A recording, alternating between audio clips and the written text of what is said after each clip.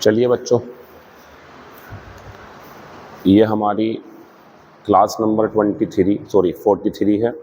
काफ़ी दिनों बाद मैं आज आया हूँ। थोड़ी सी मैंने व्यवस्था करी है। बच्चे बोलते हैं कि सर आपके जो आइज़ हैं, चेहरे के एक्सप्रेशन हैं, वो साफ़ नहीं दिख पाते। तो अभी और बेहतर करेंगे। अभी शुरुआत हुई है। आज हमने अपना सेटअप तैयार किया। थोड़ा बहुत मुझे लग रहा काफ़ी फ़र्क पड़ा। आप आज की वीडियो को देख करके ये ज़रूर बताना कि पुरानी वीडियो में और इस वीडियो में मेरा जो चेहरा है साफ़ दिख रहा है या नहीं, जो मेरी आइज़ हैं वो पहले से बेहतर साफ़ दिखाई दे रही हैं या नहीं। क्लास शुरू करते हैं। यहाँ से क्लासेस कंटिन्यू रहेंगी। अब हम 9 तारीख में जा करके अपनी क्लास रोकेंगे। इस तरीके से 50 क्लासेस पूरी होंगी। एक क्लास में 100 क्वेश्चंस की ग्रामर की लाऊंगा, एक क्लास में 100 क्वेश्चंस की वोकेबलरी की लाऊंगा, बाकी क्लासेस चलेंगी आपकी। तो आज का जो सवाल है हमारा क्लोज टेस्ट पहला, वो है in our society old people are blank with various problems.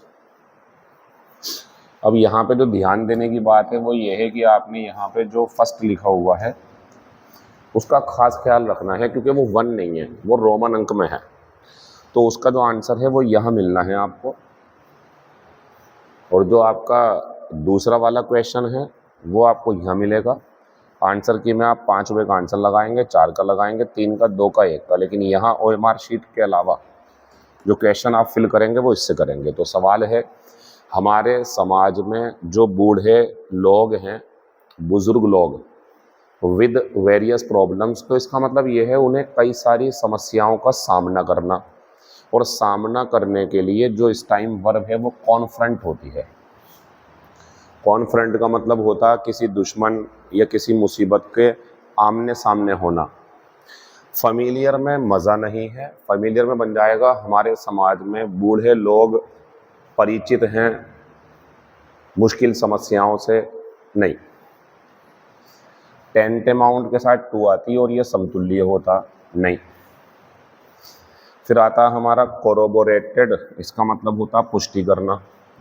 कॉन्फ्रंटेड answer है, और आंसर जो है हमारा उसका मीनिंग बन के तैयार होगा। हमारे समाज में जो बुजुर्ग लोग हैं उन्हें कई परेशानियों का सामना करना पड़ता है।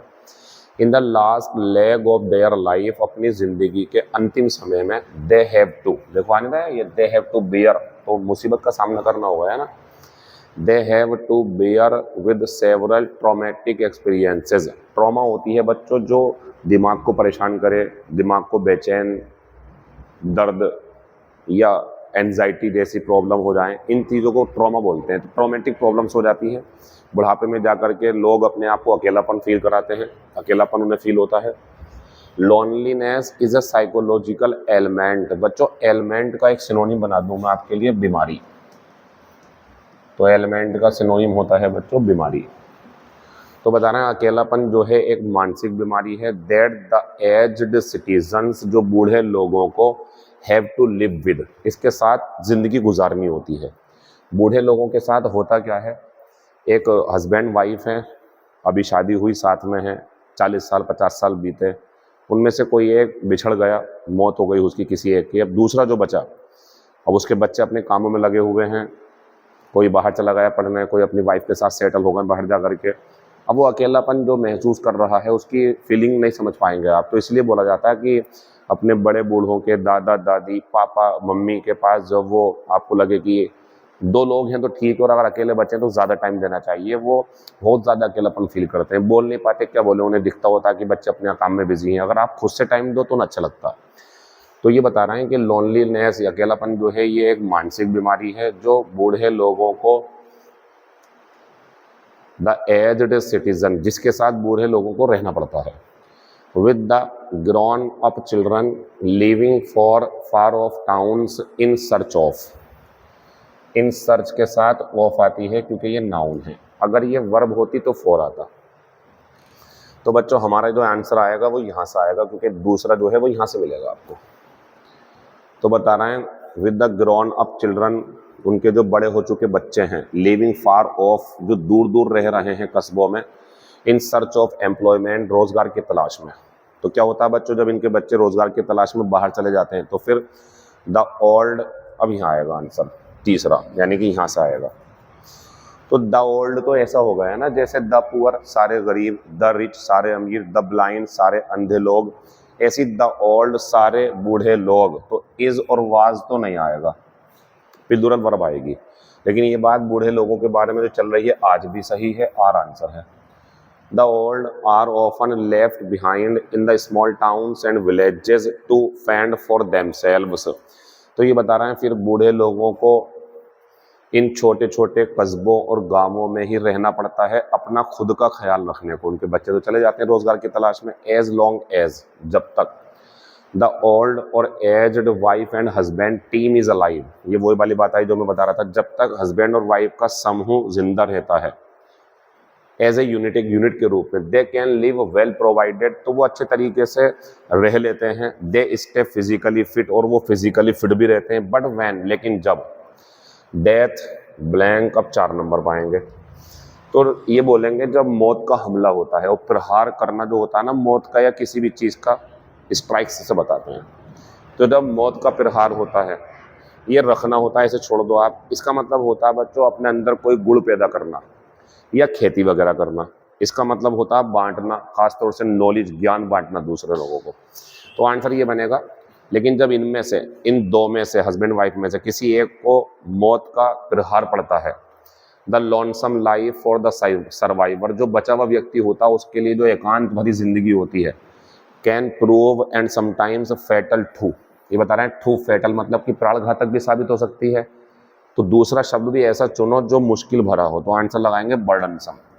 क्वारलसम लड़ने वाली होती है, फ्रोलिक्सम मजाक टाइप का होता है, पॉलिटिकल राजनीतिक होता है। इसका जो आंसर है वो चौथा बनेगा, यानी कि जब हस्बैंड या वाइफ में से कोई एक मर जाए तो उसके बाद दूसरे व्यक्ति को फिर इतनी ज़्यादा परेशानी होती है कि वो मानसिक रूप से बीमार हो सकता है, परेशानी उठाता है और मर भी सकता है। ये हमारा आंसर है बच्चों। तो इसका सीक्वेंस ज़रूर ध्यान रखना। ऐसे क्लोज आ रहे हैं, ऐसे क्लोज आने का मतलब ये है कि उसे वो सीक्वेंस को बिगाड़ रहा है। बच्चे सोचते रहते हैं कि आंसर लगाएं। बच्चों एडियो जो शब्द है ये हमारा एडियो, इसका मतलब होता है अलविदा या विदाई। तो इसका जो आंसर है दूसरा बन जाएगा सिनोनिम।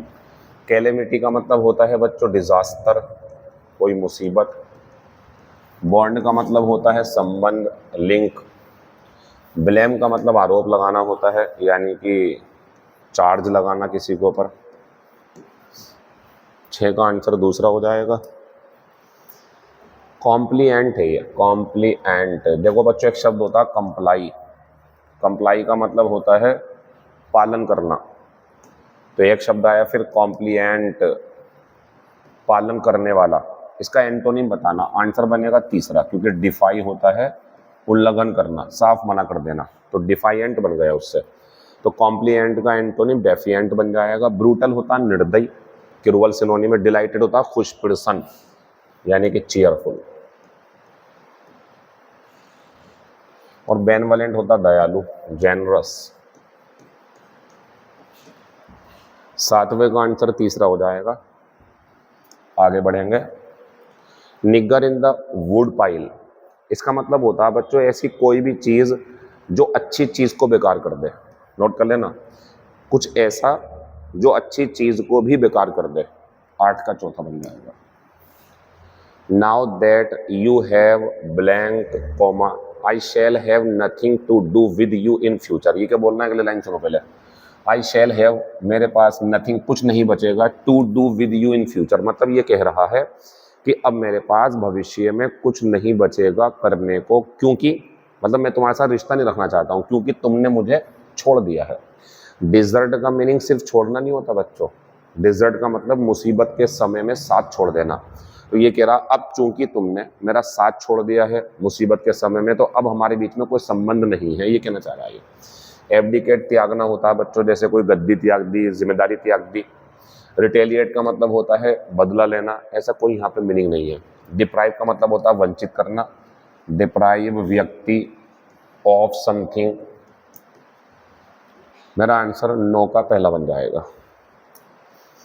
फिर आएंगे हम 10 नंबर पे। यू मस्ट, देखो पुट आउट तो बुझाना होता है, एक्सटिंग्विश। पुट अवे होता है दूर हटाना, पुट ऑफ होता है उतारना, कपड़े वगैरह कोई चीज़, पुट ऑफ टालना भी होता है। पुट इन और हार्ड वर्क को जोड़ा बना लो आप, इसका मतलब होता है मेहनत करना।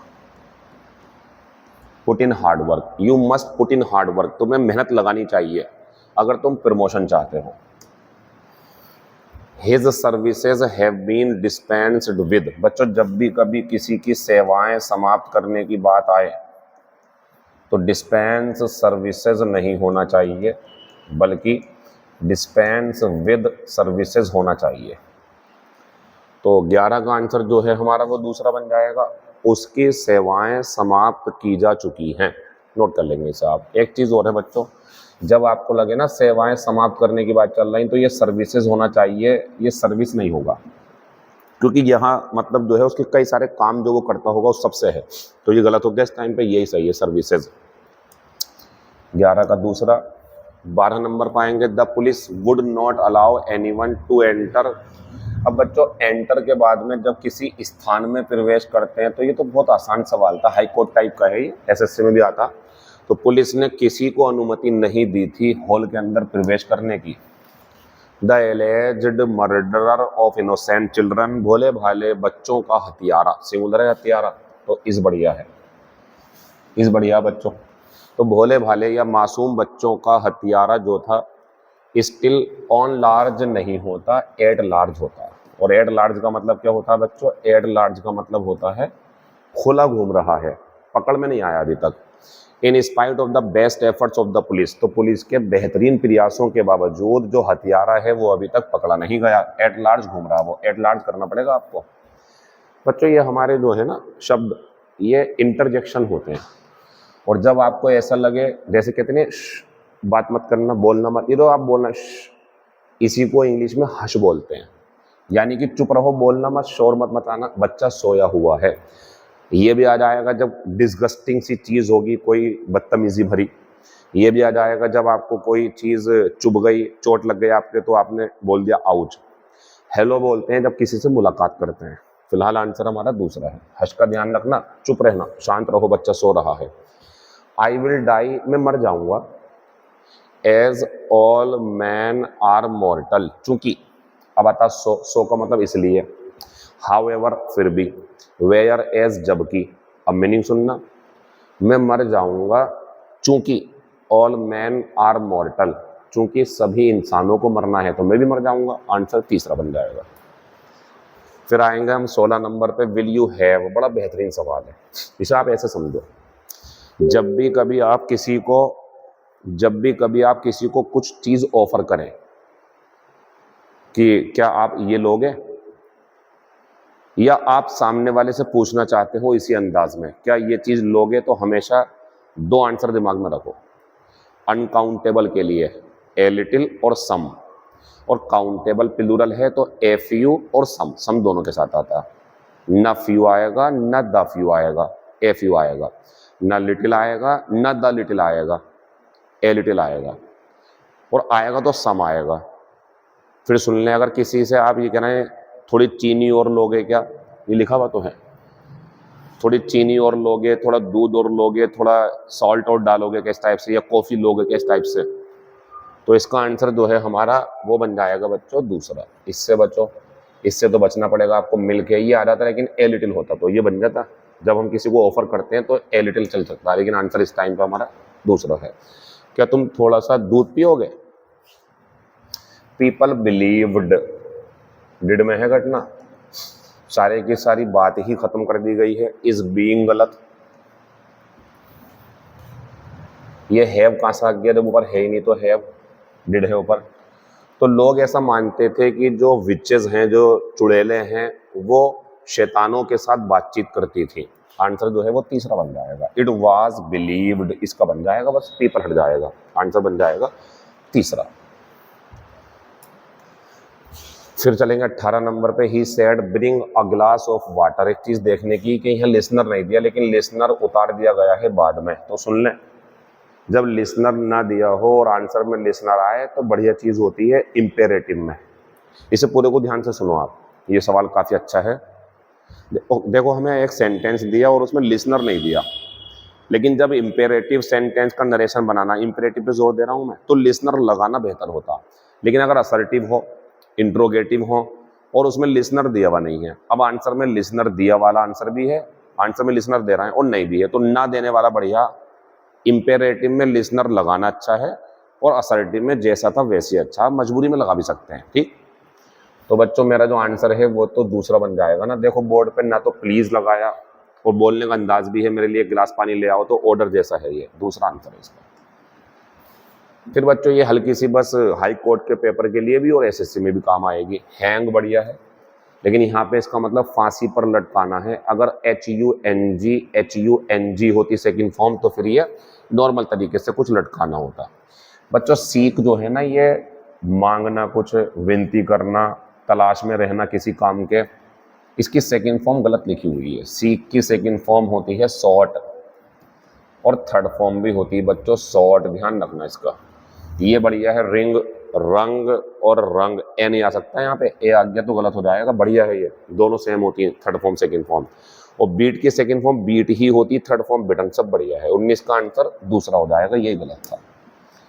फिर आएंगे हम 20 नंबर पे। Along with the Orthodox Hindus faith, तो बता रहे हैं हिंदू लोगों का धार्मिक पुस्तकों में विश्वास, एंड इन द डीईटी, और मूर्तियों में विश्वास। क्या हुआ बच्चों का आंसर इसका? RP। अब क्यों पे जाओ, Raghupati has his Brahman's pride because he is the lord of the temple. तो बच्चों ने बताया है कि हिंदुओं के जो धार्मिक पुस्तकों में विश्वास हैं और जो उनकी जो देवी देवता हैं उनमें तो विश्वास हैं, उसके साथ साथ रघुपति टेम्पल का अपना खुद का एक गौरव है, क्योंकि ये जो है भगवान the lord of the temple, क्योंकि ये मंदिरों के भी देवता हैं। आंसर जो है हमारा वो बन जाएगा बच्चों दूसरा। इससे आगे की बातें मैं कल करूंगा। कमेंट में ज़रूर बताएं कि आज की वीडियो में चेहरे पर तो आपको लगा कि हाँ लाइट पड़ रही थी और अच्छा था, या कोई कमी थी। Thank you, see you tomorrow.